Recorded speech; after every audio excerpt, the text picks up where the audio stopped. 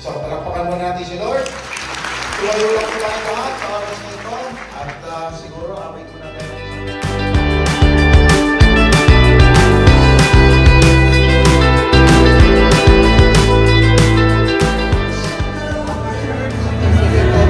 So we will declare, that city of Etobicoke for Jesus.